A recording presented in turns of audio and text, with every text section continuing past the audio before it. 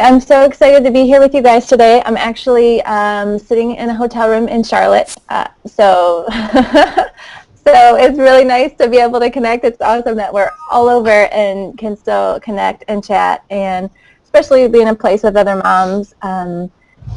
You all are doing the same thing that I do, and balancing kids and life and work and all these different things going on. So kudos to you, and even for just taking the time to be here.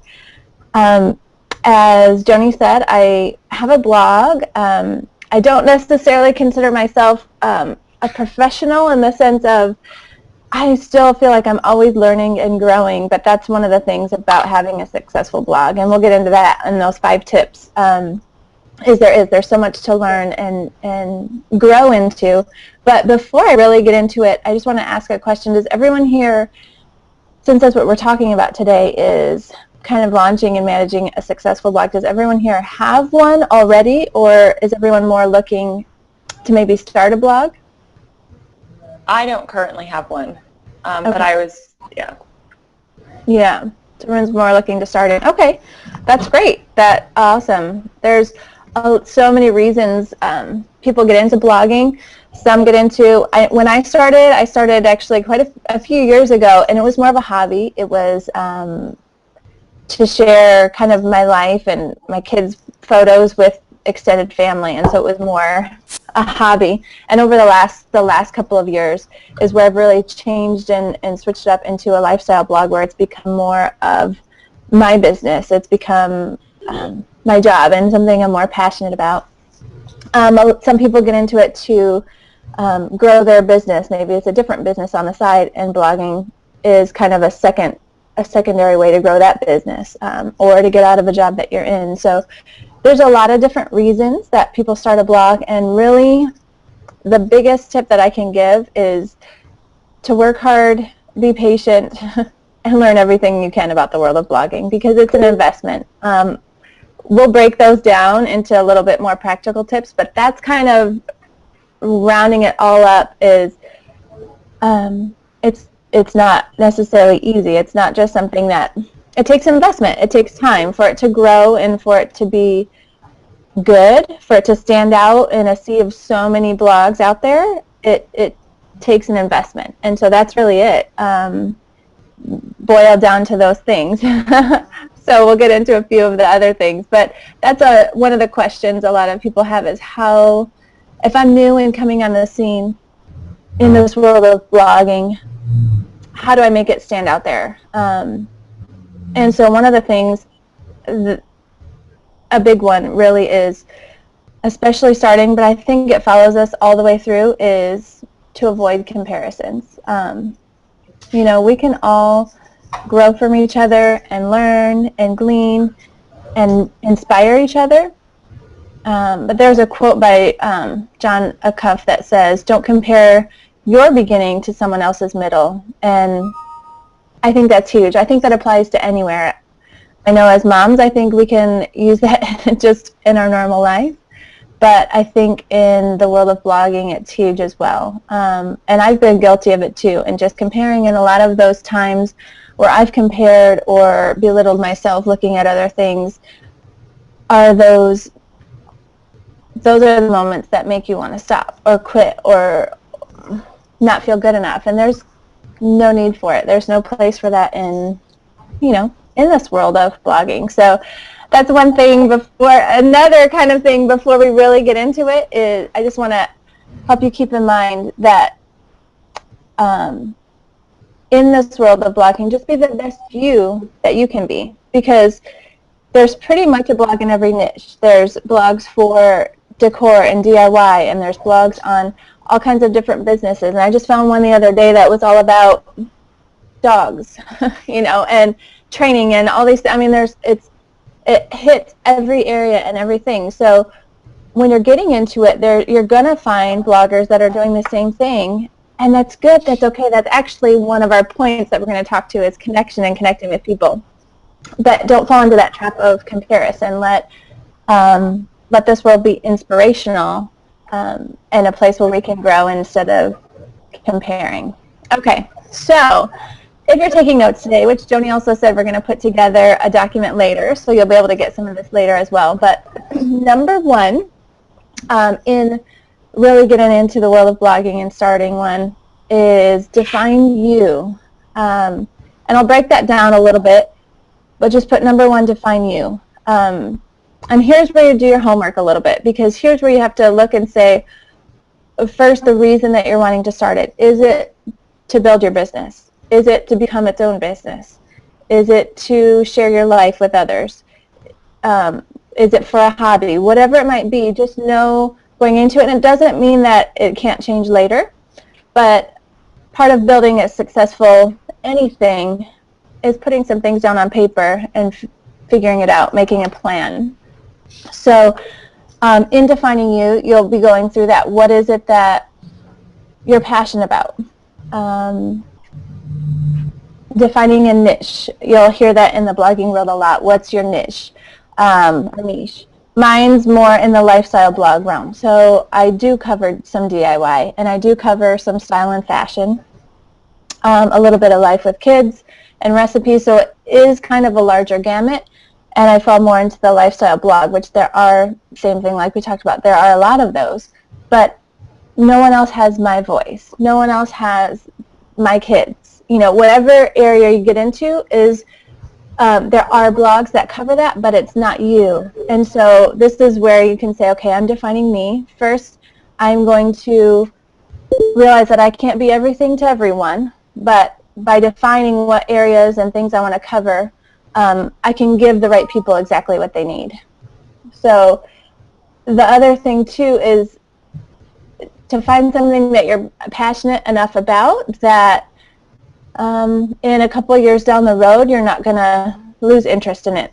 Or in 1 year down the road, or after 20 posts, you won't be like, okay, I've written everything there is about this, so I don't have anything else to say. Find something that you're passionate enough about or have enough to say about that it will last, because that was part of our thing. Work hard, be patient.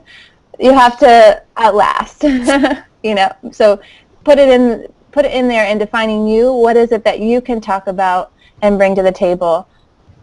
So kind of defining a general theme that you want your blog to be. So does yours cover beauty or fashion or food? Those are just a couple examples. There's so much. Many bloggers cross subjects, and that's okay too, but to have a general idea of where you want your blog to go, what the focus is going to be, and what the purpose is behind it. And so it's something that you can share new content with a subject on a regular basis.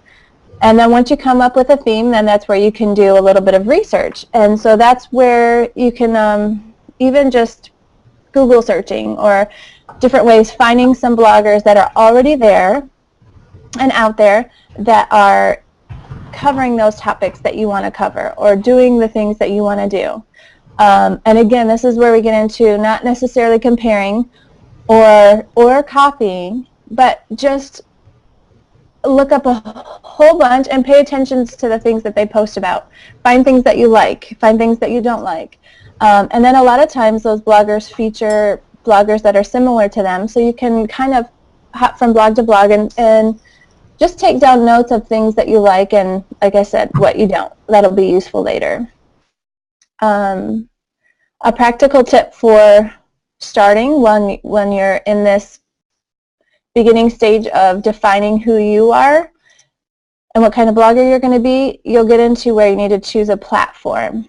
There are two main, and that's called a blogging platform if you're not familiar with it. There are a couple main ones out there.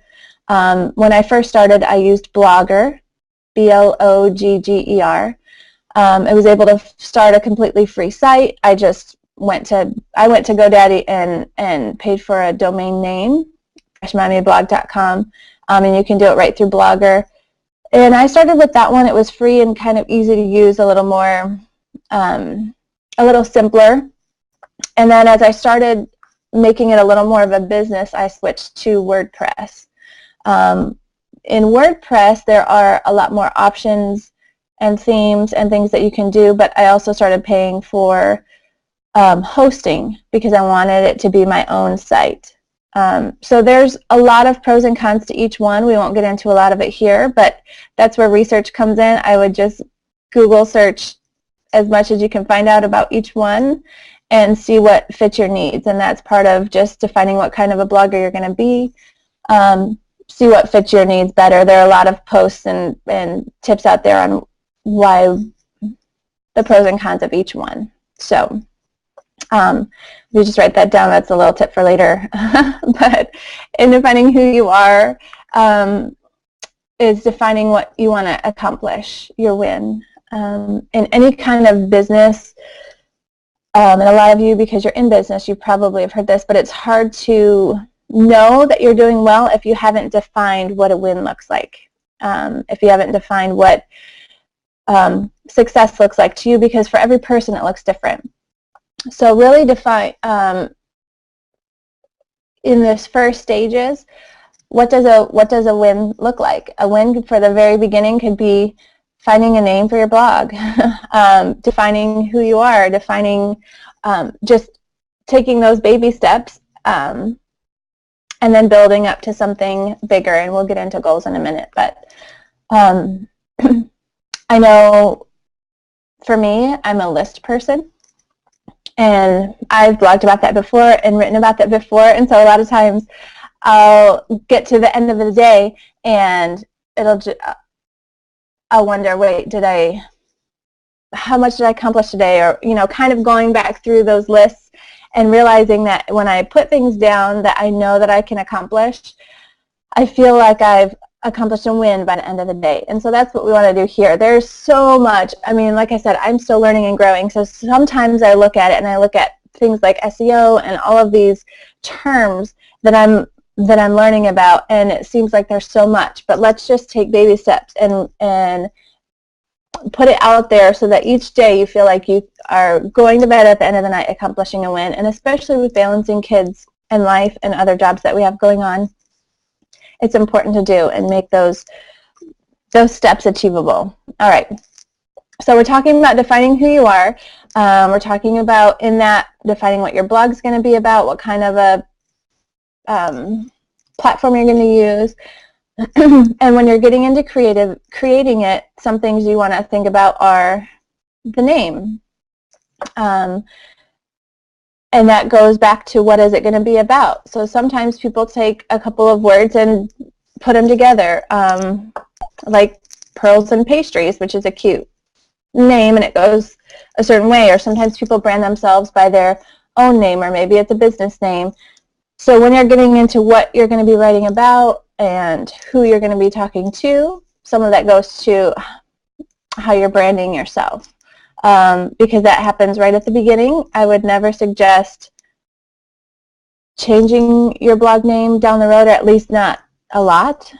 It's not the best thing to do. So definitely in this beginning stages of defining who you are, really thinking about that name is a big one. Fresh Mommy Blog is a name I kind of came up with quickly on a whim. I was typing in a few different words, and there were different blog names that were already taken, and so I just put words together that I liked. Fresh has always been a word that that I've liked, and so just started putting things together. Would I have done it differently had I known what I know now? I might have, but it's stuck with me, and I haven't changed it, and it works. It's working for me, so it turned out to be not so bad. But I've seen people that have had to go through and change, or not had to, but wanted to change their blog name a few times because they didn't really put the effort or thought into it at the beginning. And it's more just of why I started. Like I said, for me it was a hobby, so it wasn't as important. But here you're here for a reason, and so putting some thought into that is good. And then also doing a little research on that. Is there another company or another blog that has the same name? Can that name be available on different social media networks? And things like that. So, and then just be you from the beginning. Like we said, there's blogs on every different topic, but no one is you. No one has your voice. So right from the beginning, be who you are. Whatever you write about, inject it with your humor. if you're witty, let that come out in your writing. If you're serious and like lists, that comes out in your writing, and that's okay too. I know I've done it before, and sometimes I've gotten caught up in what I think I should be writing or what seems popular at the time, and it's not sustainable. What's sustainable is being you and letting you come out in whatever you write, whatever it is you're writing about.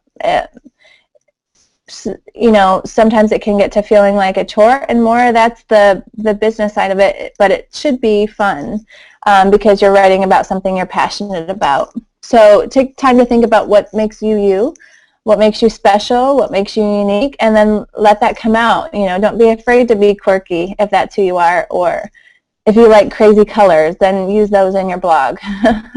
So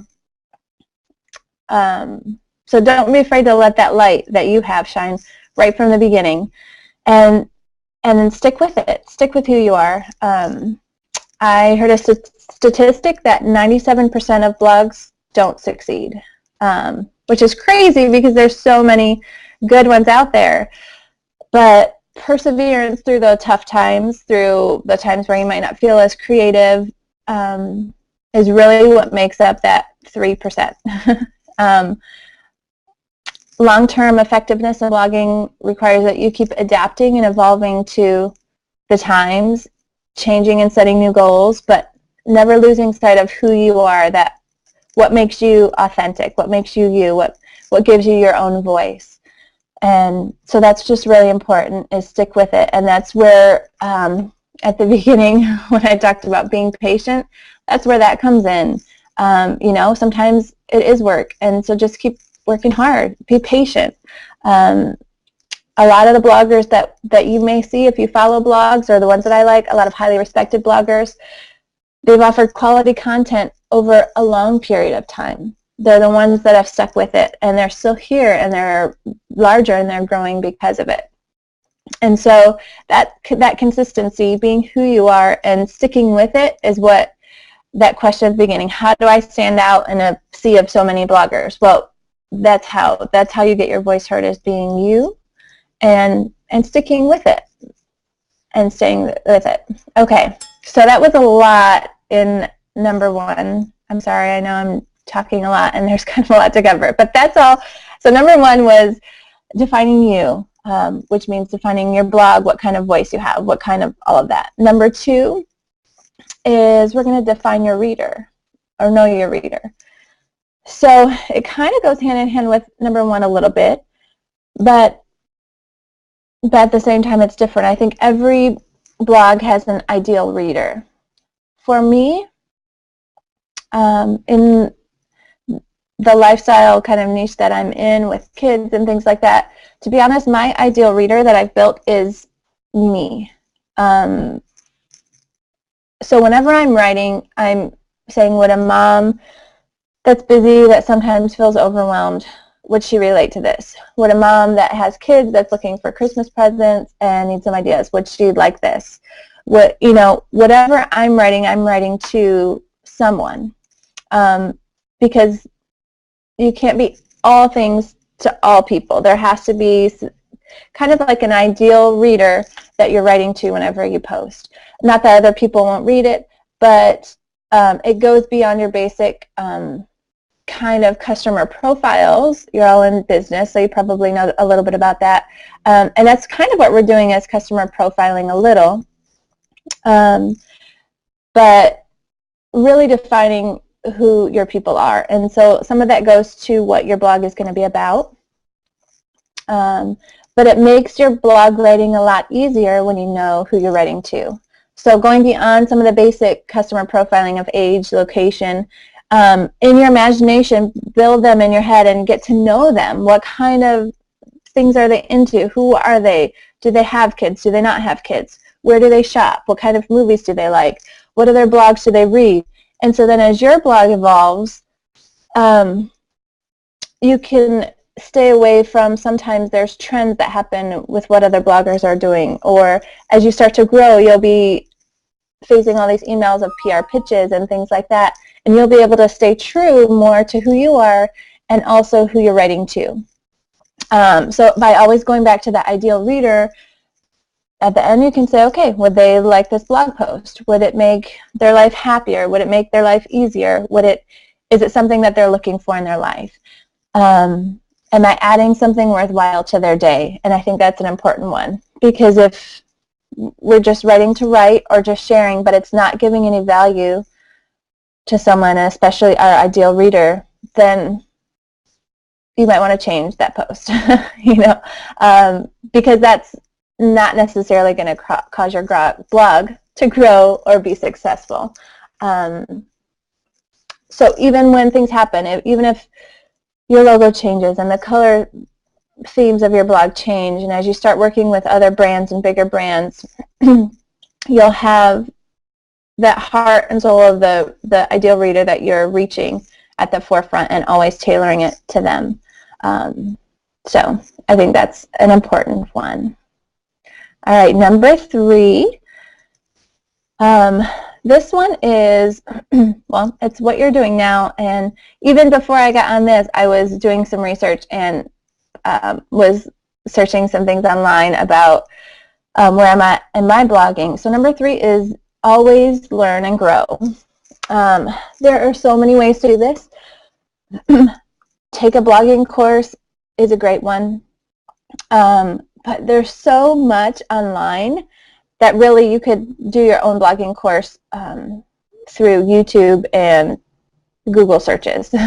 But I think especially at the beginning, it's so perfect in those early days to just to keep growing, because it's easy to, it's kind of a two-sided thing.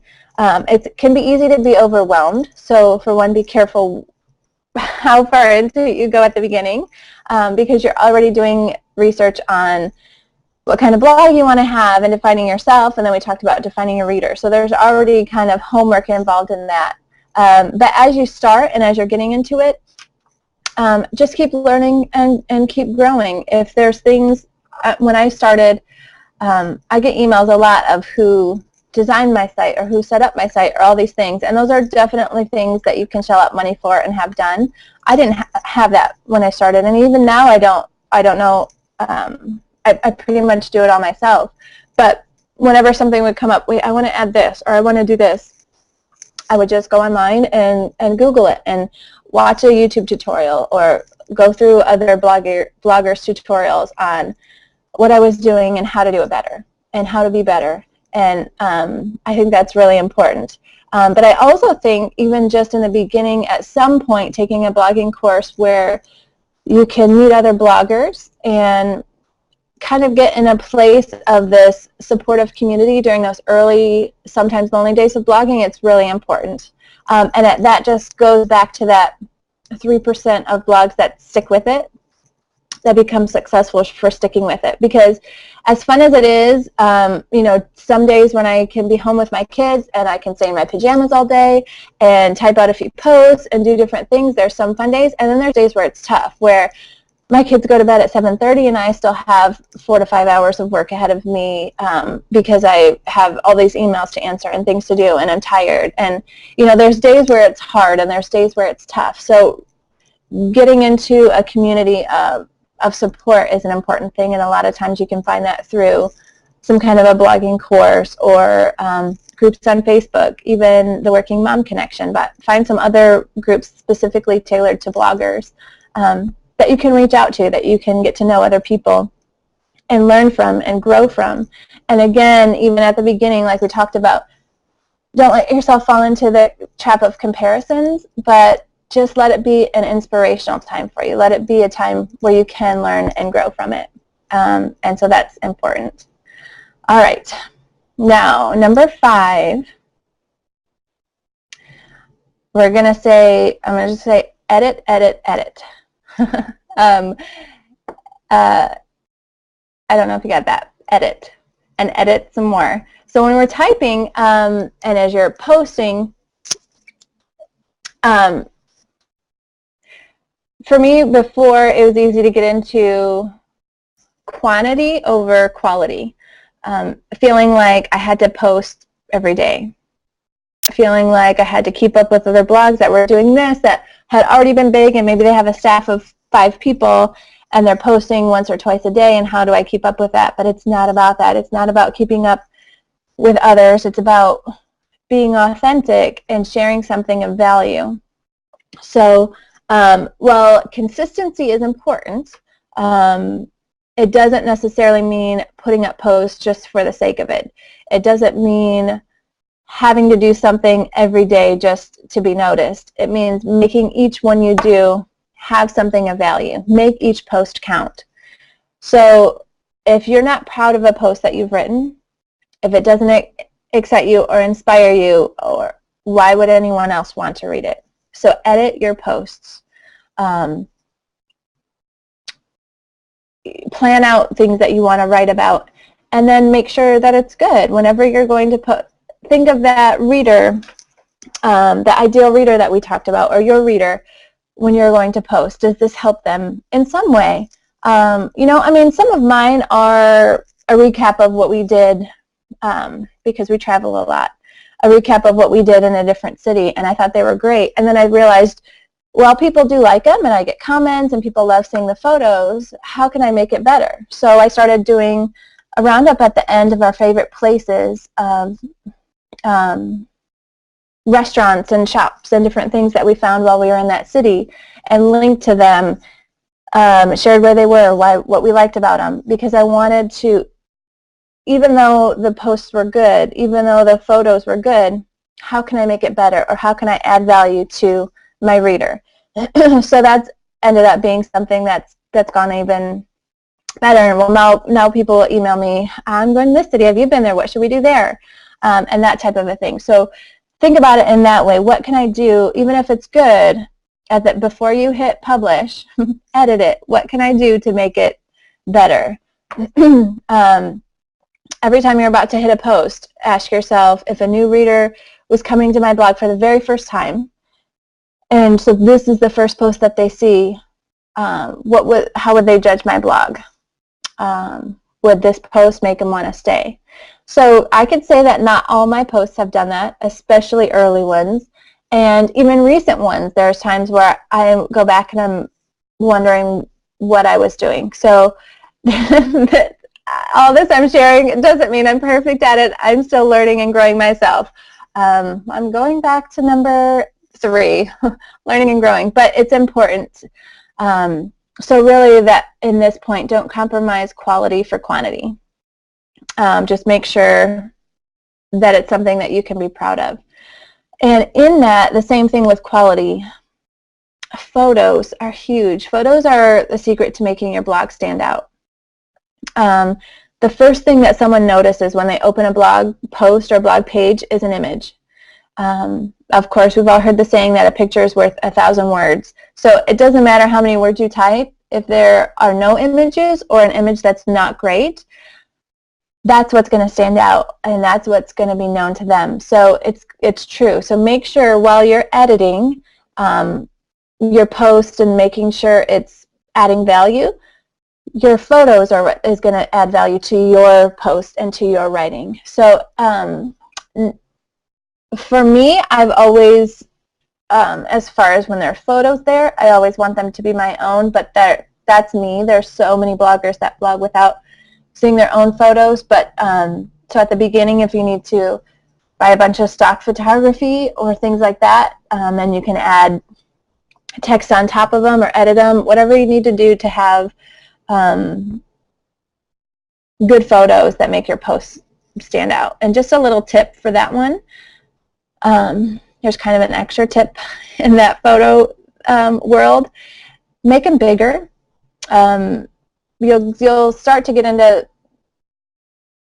you'll see differences when you're looking at different blogs, and to me anyway, ones that stand out are blogs that have good photos, but they're not tiny little photos that you can't see.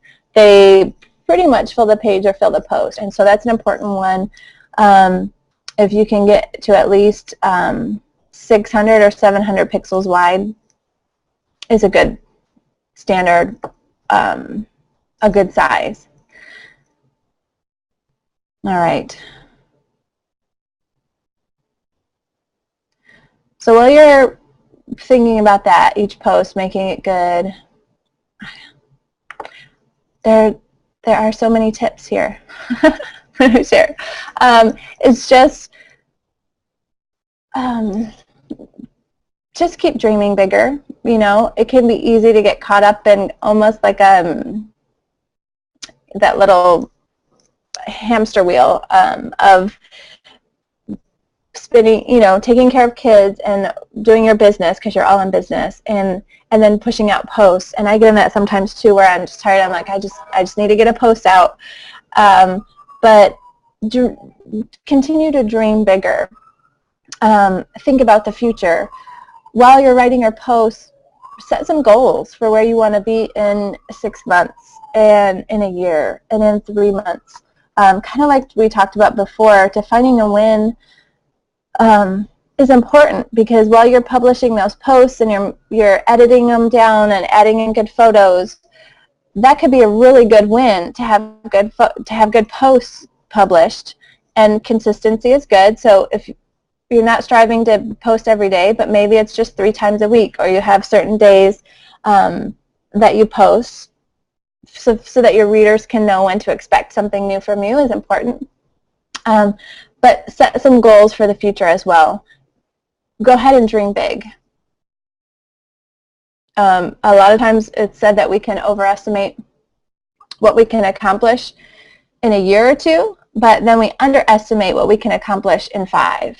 So it's okay to dream big and think long down the road, because you're all here, and hearing that tip is perseverance and sticking with it. So think about 5 years down the road where you want to be. So don't give up too early. Don't burn yourself out on just trying to spin out posts and spin out content.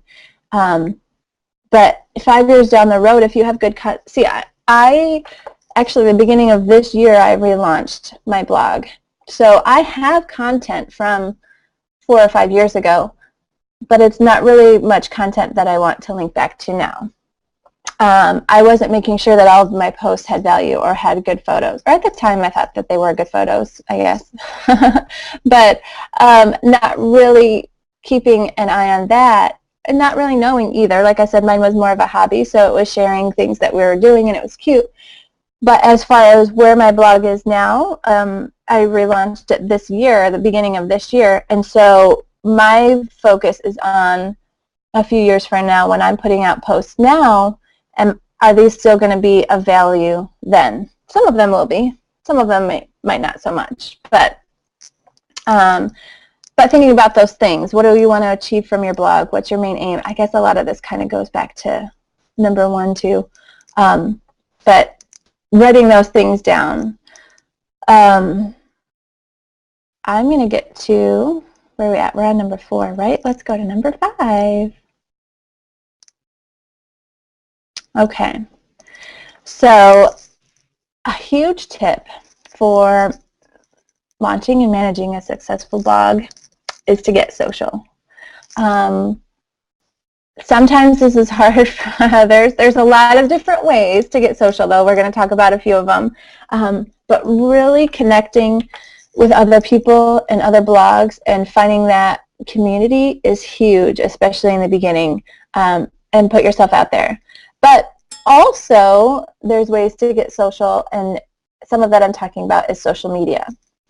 You'll want to create a Facebook page for your blog, have a Twitter, Instagram, Pinterest account, some kind of an RSS feed. Like set yourself up on Bloglovin is a popular one right now. But each of these social media platforms has a different and equally important purpose. So setting those up in the beginning, not that you're going to become a master at all of those in the beginning, but setting yourself up on those is important. For one, because it goes back to the name that you're choosing and that you're using. You want to make sure that you're able to find either your blog name or your name on all of those platforms, and set yourself up there so that it's not gone if you decide to add it later. And then I would recommend focusing on maybe 1 or 2, and really becoming almost an expert in those fields, or at least knowing what you're doing in those. That's another thing where Google search or being searched or whatever is huge for these, because there's so much that we could get into that we're not going to get into for each social media platform, but pick one or two that you want to start out being really good at and focus on those.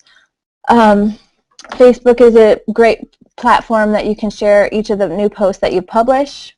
Of course, you can with your personal account as well, but starting a Facebook page is important to establish your fan base kind of early on, and it'll help build up your fan base as well.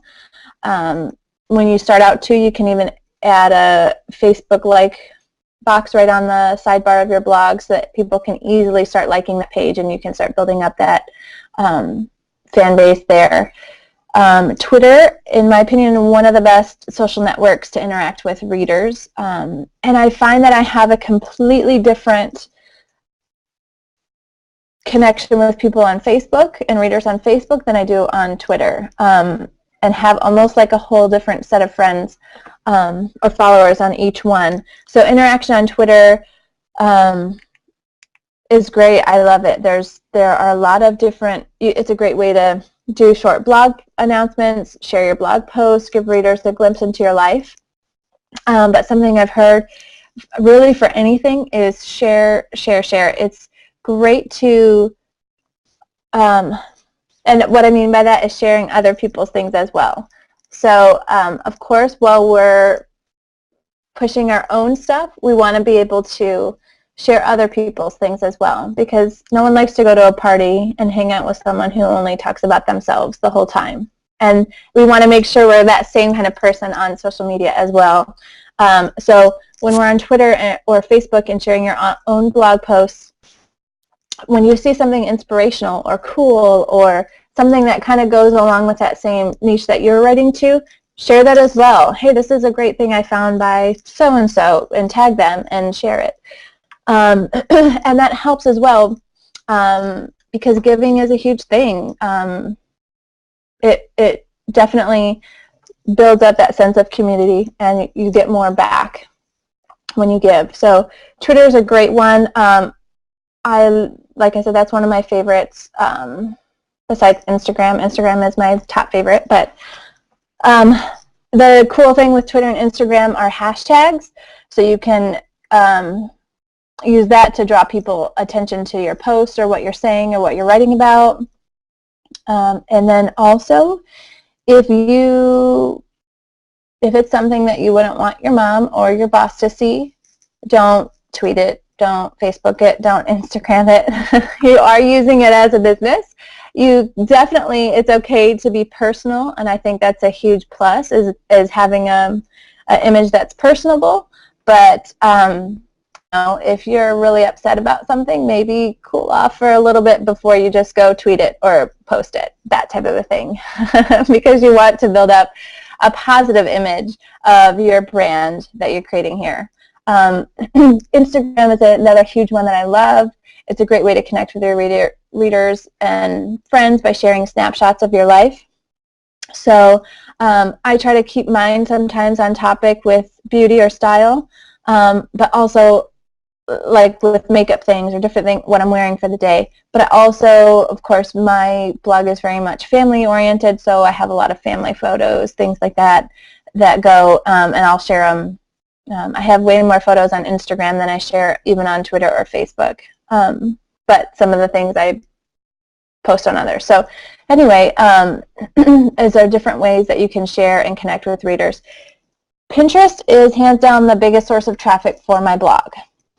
So it's a valuable tool for bloggers. This is where photos are important in your posts, because a good image gets pinned, and when a good image is pinned, it can pick up and grow pretty quickly. So Pinterest is a huge one. Start a Pinterest account. If you're not sure what it's about, is basically it's a place where you can curate content onto different categorized boards, kind of like an online pin board. So people pin things, recipes, makeup, tips, outfits, everything, DIY stuff. And so this is a huge source of traffic for my blog.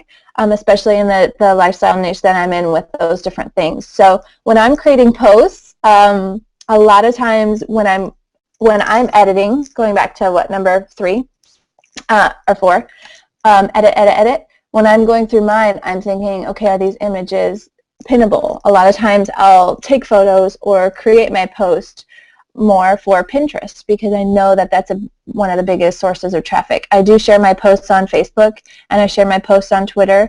Sometimes I share them on Instagram, other places too, Google+, but I want my images to be created for Pinterest.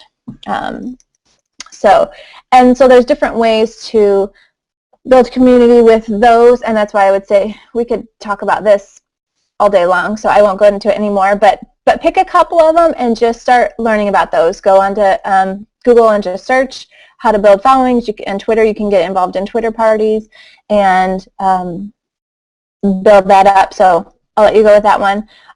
But quick tip with that, with tweeting, tweet at people, companies you frequent, products you use, read an awesome article, share it, and tag who wrote it, and that's how you kind of get your name out there in Twitter, and you can do the same for others. So as part of number 5, Get Social, is really working on your social media presence, and your blog in this day and age needs to have one. I think there was a time where it didn't so much, but now everything is really found and shared through social media. So make sure that it, that you're covered and that you're branded and represented well in those areas, and then find places to connect and get social in person too. I mean, or things like this, things like here where we're seeing each other's faces and talking and we're connecting, and then in the Facebook group we can connect and talk more. And things like that. So find ways to just connect with others so you're not feeling like you're doing this all on your own, because you don't need to.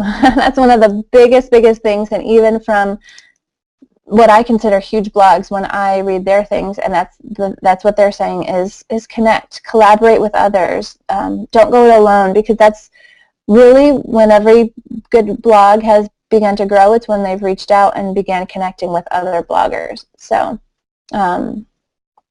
yeah, so really that's number 5, is Get Social. Goodness, I could talk forever, so I'm going to I'm going to cut it down and stop now.